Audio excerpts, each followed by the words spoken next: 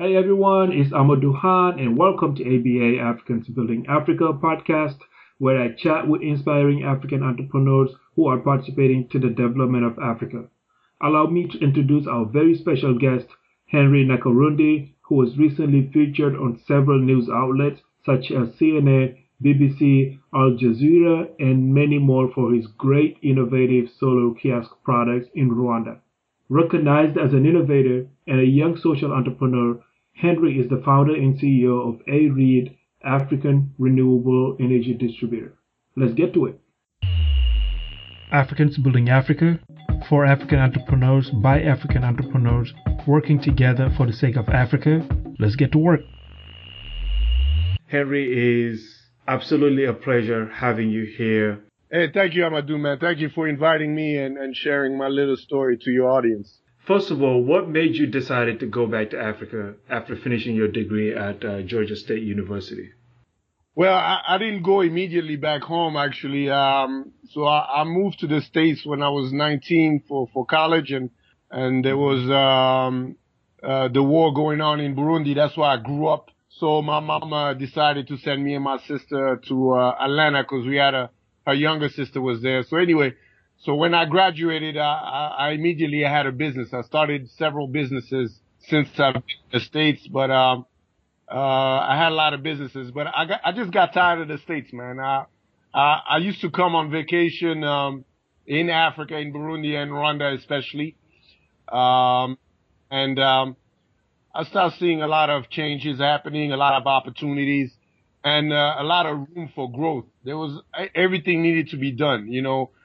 There was huge room for innovative ideas, innovative products, and those are the things that really attracted me, because a lot of people, you know, they see problem. It depends how you see. So my ways was, you know, this is a place where there's a lot of opportunities. So it took me a few years to plan, but I knew in 2009 I knew my time was up. I was tired of this. I felt like there was a ceiling in the States for me to move to the next level. So in 2009, I made that decision that I was planning to move.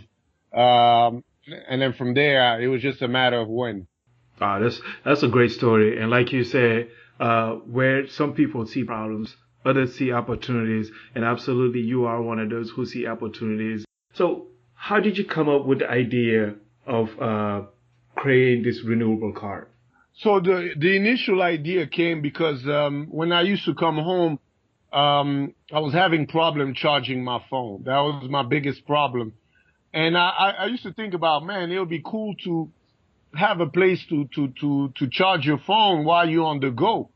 And I did some research online, and I saw there was a lot of consumer-based product, like, you know, extra batteries and you know, at that time in '09, there was no solar product yet, but it was a lot of consumer-based product that you have to buy. And I was telling myself, well, you know, you carrying those products in your pocket now might not be convenient. It'll be good to have like I used to see at the airport, places where you can just charge your phone and drop it in. And then for 30 minutes, 40 minutes, and when you're done, you just pay and you grab your phone. So that's what the initial idea was started. And of course, when I did research to see if there was something similar, a kiosk for Africa, I couldn't find anything. In the beginning, I wasn't planning to develop my own product. It was mostly to look for a solution and bring it to the continent. So a lot of things that we take in granted here in the U.S., and when you go to Africa, then when you realize that we don't have those opportunities like we have in the U.S., and it's a great idea to really come up with such a product. In the African market, especially in East Africa, like more than 65% of the population have access to cell phone and less than 20% have regular access to electricity. So this is specifically like a great product for the African market. What really made you decide to franchise the kiosk? By the time I had the idea to the time I moved back home, there was a 3-year period, 3.5 years. So at that time, I didn't know the market. I didn't know anything about how to market in Africa. I've been in the States for so long. So When I moved here and I started a project, I had to relearn the market. I had to understand. And in any market, you know, especially in Africa, there's three sections of the market. There's the upper class, the middle class, and I knew my clientele was mostly at what they call the base of the pyramid, the BOP. So I had to really create a model that will work because I knew copy and paste will not be a functional model, because they're different markets. So I looked at different business model, and I love about franchising because it empowered the person that works, that start the business through a franchise. And that's also something I was looking into because I wanted to not only bring a solution, but bring also a business solution that will also empower people, that looking for opportunity, because unemployment problem is a big issue around the world, but also in Africa. So I was trying to solve several problems at the same time with the same, not just the product, but the business also. Currently, how many people have a card on the go? Basically, how many franchisees do you have? So we have 25 franchisee. We in 4 districts. There's, just to give you an idea, there's 30 districts in Rwanda. Rwanda is a very small country, but we have 30 districts. And, so we in 4 districts, we have 25 kiosks and 25, micro franchisee. And do you have those, like, kind of spread around Rwanda, or is it all in, like, the capital? No, it's in 4 districts. So the capital is 1 district. We in 4 outside. We have kiosks in all refugee camps. For example, they're outside, the capital. We have kiosks by the border, of Rwanda and, Tanzania. So we all spread out, across the country. So let's step back here for a moment. When you first had the idea, what was the first steps that you took to come up with a prototype?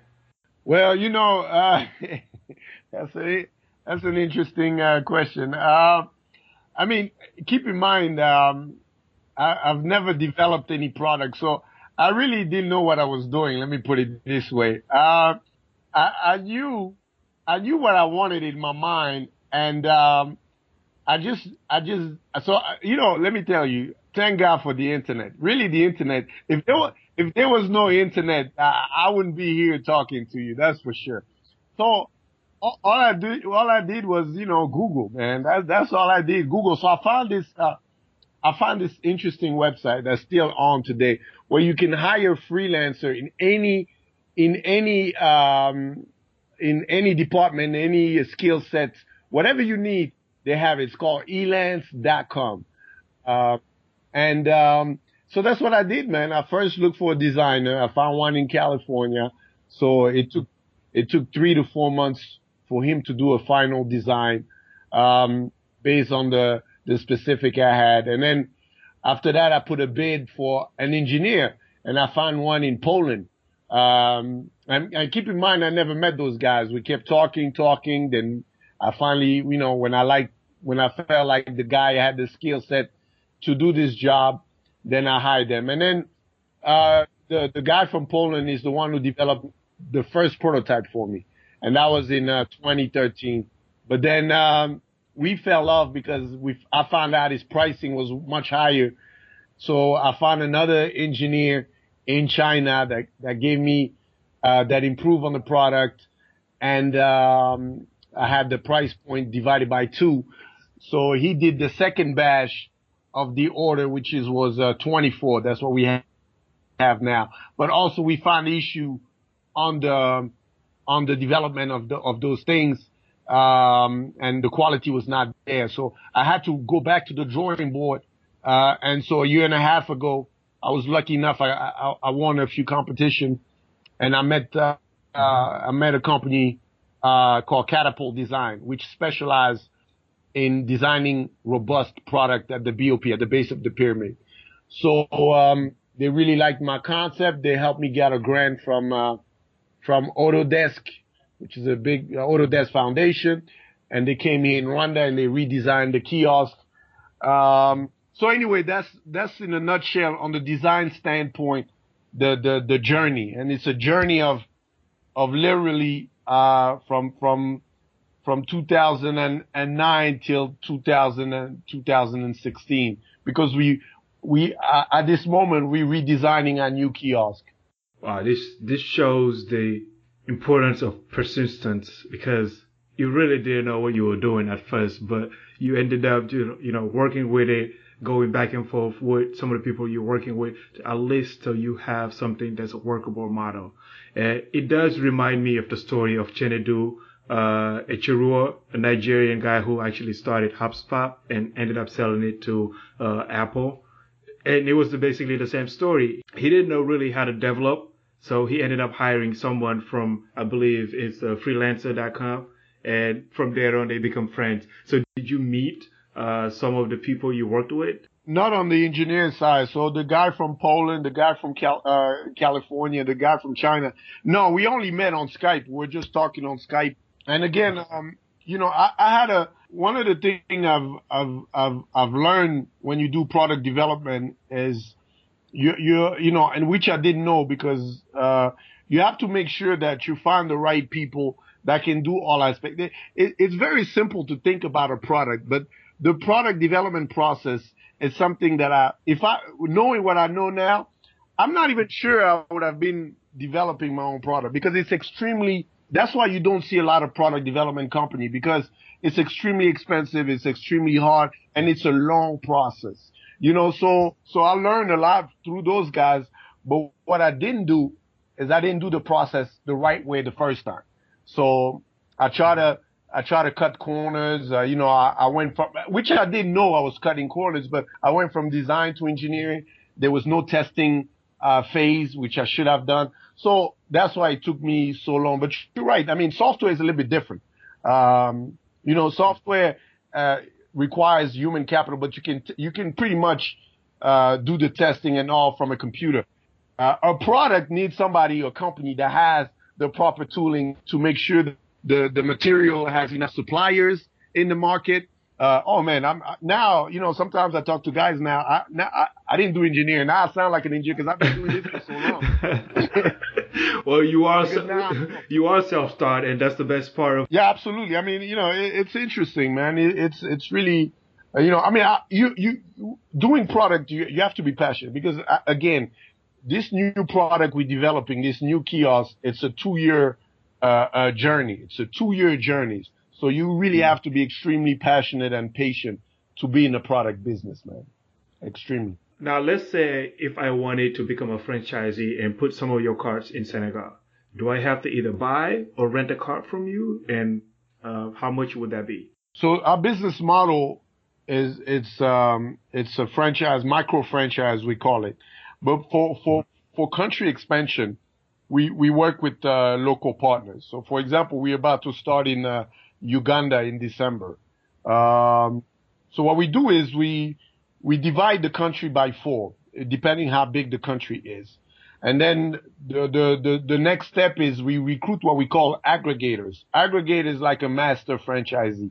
It's like licensing the technology. So what we do is we have a operation manual that the aggregator has to go through to make sure that they follow the rules and regulation that we have.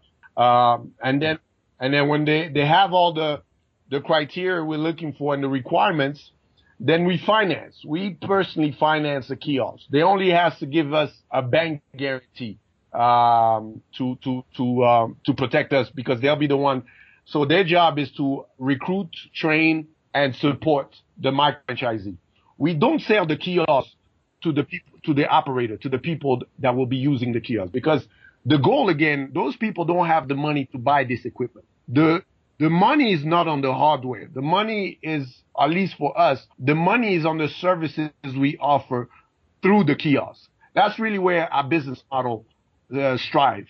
So we don't make money on selling kiosks. We make money on selling services from the kiosk. So the goal is to build a distribution channel for services. And what percentage of profit per cart would you collect from the franchisee? So when you say franchisee, there's two tier model. There's the aggregator, which is the one adopting or licensing our technology for their country, and then there's the micro franchisee. The micro franchisee is the one working on the kiosk. So for the aggregator, yes, we have a revenue sharing, and it's hard for me to give you a number because each country is different. So it's a percentage model that we share with the aggregator when we license the business to them.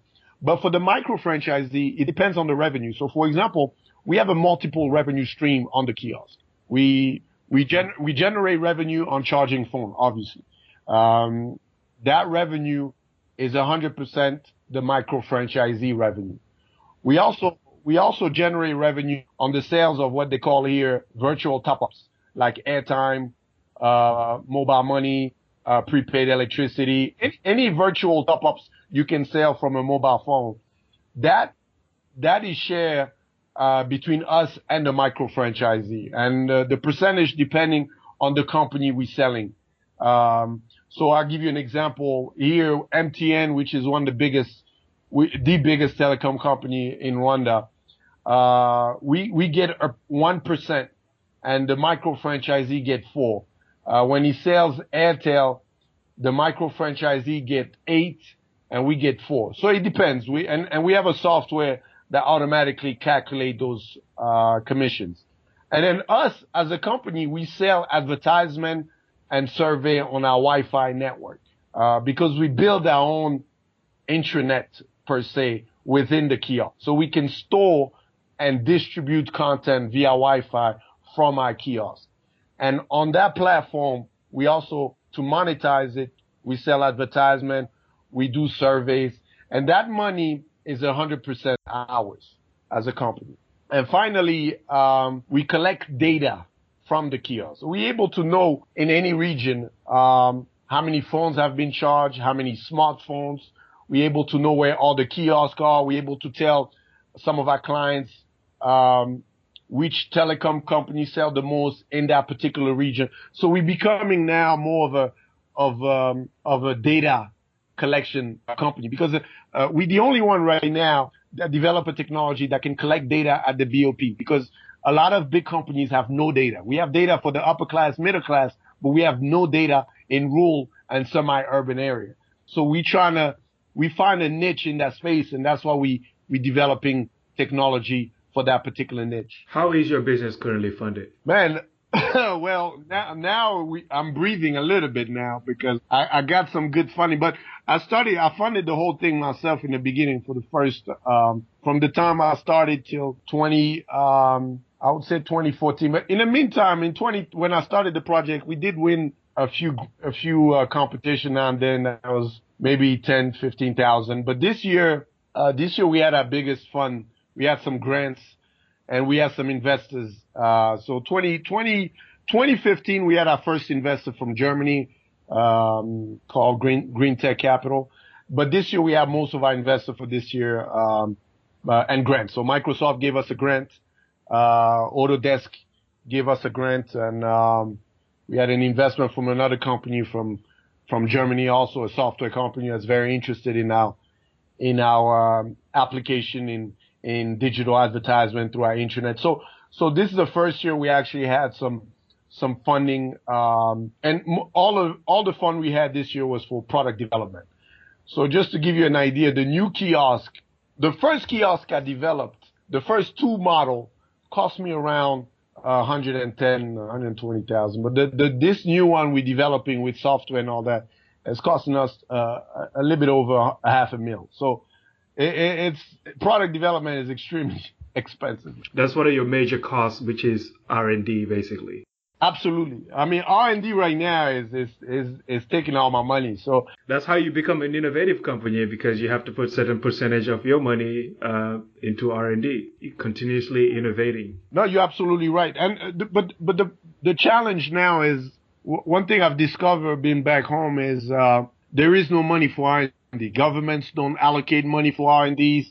There is no research and development grants that you can tap into. And the few grants that do exist in Africa, if you look, they're usually funded by foreign companies, and they usually cater to big companies. So, and it's sad to say, but the fact is, that's why you don't see, African companies innovating product. You see everybody's innovating in software and application, but there's no innovation in product development because of this issue and this huge gap. In the States, you have so much grants in anything that you want to develop in any sector. You can find money because they understand the power of innovation. If a country to lead has to innovate, but we're not there yet here. So I spend a lot of time asking money overseas, and that's where you see all of our money come from overseas, and the other challenge is it's very hard because we are African, my company is registered in Rwanda, and it is extremely hard. I'm not even lying. It's extremely hard for an African company to get funding from a foreign company because they tend to fund companies that have a registration in Europe or in the States, but have a affiliate here in Africa. So it's challenging, man. It's challenging. And, but it is what it is, It is people like yourself who will break the challenge to make it easier for people like us who will eventually decide to start something in the near future. So our audience is mainly African entrepreneurs looking to invest or start a business in Africa. So what advice would you give them? I mean, just to be candid, I'll be like, cut the BS and move back home, man. You're not gonna figure this out by being overseas. I mean, let me put it this way. You're not, you just gotta do what I did, man. You gotta pack up your bag and move. And, yes, there will be a learning curve. Yes, there will be a lot of challenges, but I guarantee you one thing. The only one thing I can guarantee is when you get on the ground and you have your back against the wall, you'll make something happen. That's just the only way. But if you sit and trying to plan and think and contemplate and wonder, you're just going to be doing that for 10, 15, 20 years. And by the time you realize it's time to go, it's too late. And this is the best time to move. And I'm going to tell you why. This is the best time to move because a lot of money are channeling now. Africa is the last marketplace to be developed. It's the last one. And no other big market that needs to be developed in Africa. You'd be amazed by how many investment funds I meet now looking for African companies to invest in, looking for new innovative ideas, new innovative solutions.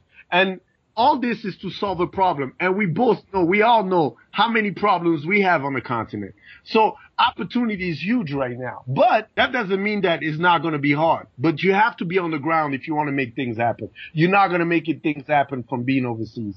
That's my take on this. That's great advice. So the next thing we need to do is to pack our bags and move to Africa and make it happen.